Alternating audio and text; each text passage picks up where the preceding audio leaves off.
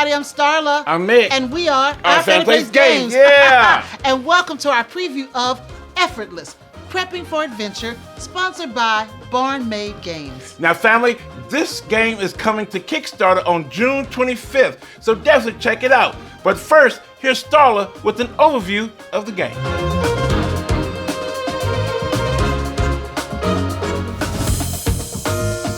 Experience the joy of endless possibilities. Effortless, Prepping for Adventure is a lightweight worker placement game with elements of set collection and a dash of take that for 1 to 5 players.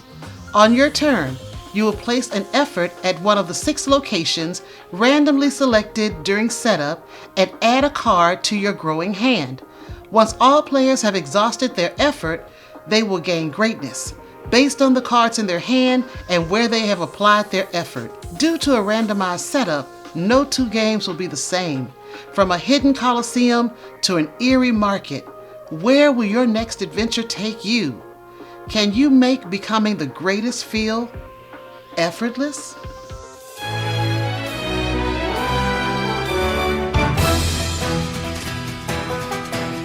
All right, let's get into the theme of this game. Yes, let's get into the theme, yes. You are an adventurer, and you are going out to different locations and lands, and you're collecting items and getting your armor and gathering things, and it is just an interesting game. Yeah, because this is the part of the story for an adventurer where they're getting ready to go for their adventure. They're prepping. Yes. They're going into the cities and to libraries and different locations and settings, trying to gather equipment and items and armor so they can have have an adventure. Yes, and they also getting skills, the attributes that help them fight in their adventure. So yes, this is that part where they're getting ready. Because their goal is greatness. Greatness. Their goal is greatness. And they want to be a legendary adventurer. And in order to get the equipment and the items and the skills and attributes, they have to push a little effort. Yes, and that's where the effort comes in at these different locations, trying to get that effort so you can collect those cards and build those points. Or, excuse me, greatness. Greatness. Yes. So how much effort are you going to put into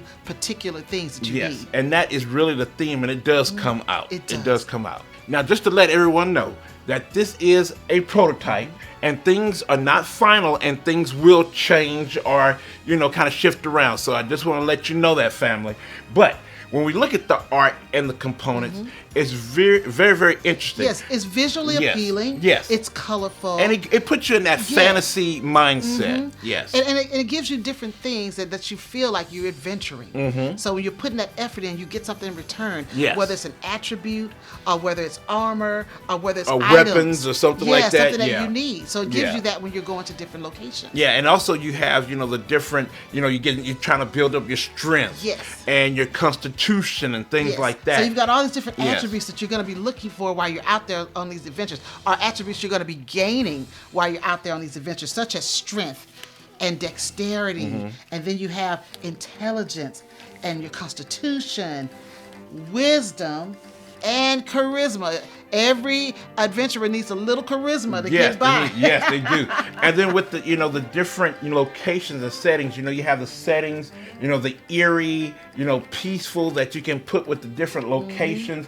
And the locations vary from, a market, a city, wasteland, coliseums. So you can go different places and they show you. And what's the really neat thing, you can go from a crowded market to an eerie market. Ooh, you can go to an eerie market to see what's going on. So it's really interesting how you can kind of mix and match and have different games out of all this. Yeah, and each location gives you a different instruction. Yes. So you're going to do different things, whether it's move your effort to someplace else, or move someone else's effort. Or get extra cards and have to pick one of the cards. Yeah, so those locations are important because it tells you what you can do. Yes, they are. And when you're out here looking for different things, I think your effort, you have to think, what do I want to focus on? Do I want to focus on getting items? Or do I want to focus on gaining armor? You have different sets of armor, and they have 4 different cards. And the number of cards you get for that particular set will determine how many points you get at the end of the game. So you want to get all pieces for that one set so you get the most points. And I have to tell you, family, that's important. Armor is important. You need armor. Yes, that is important. Yeah, because if you get all 4 pieces and get that 13 that's a lot of points. That's a lot of points. And that really helps you in the in-game scoring. That is conveniently put on this scoring track, which is really cool. And then when you get items, so the items make you work for them. Yeah, they make you work. Because there are different things you're going to need to acquire. And that's set collection. That's the cool set collection of this. So it's the worker placement. You put your worker someplace, you get the card, and then put you your gotta effort. That's you putting the effort. That's your someplace. workers. Yeah. And so then you get your different cards, and you're going to get the points at the end of the game. Yes. So it makes you work, and it makes you think, where do I want to go? Yes. What cards are available? So because on each one of these boards, you're going to have cards next to them. Some cards may be turned face up so you can see them. Some may be turned face down. And you just, taking a chance. Maybe I'll get something good. I'll take a risk on that. But when you're going to look for these cards, you're going to check out, okay, do I want to get an item? Do I want to get armor? Am I trying to collect some attributes in order to get an item? So it's just all these things you have to think about when you're putting your effort or your workers in different places. And some of these different locations will make you do different things, like you said before. Get different cards. Move your effort around, and then at the settings gives you what you need to do in order to score points at the end of the game. The setting tells you you need to have the most of effort at this location to get points, or you have to have the least. So it's really, you got to really see what's going on so you can strategize and see what you need to do. But the other good thing about it, they're going to have different, expansions to this. So it's going to really open up the game. You're going to have the cooperatives module. You also can do solo. So it's a lot of different things you can do, and really they're going to introduce different things to the game to really strategize it. Now, we played it as a 2-player game, and that was a challenge. I mean, I think it's a really good game for people who are new to worker placement and those type of games. And set collection. It's set collection, but there was a challenge there, and this goes up to 5 players. So if you got 5 players out here trying to go to different places, you're gonna have to work for it. And with the with the solo and also a 2-player game, you have to put in an AI. You have to, you have to put in another player, so you can have that third player that kind of mixes things up. When you have, because it's also majority rules on some of these different locations. So to get majority, you have to get that third player in there. So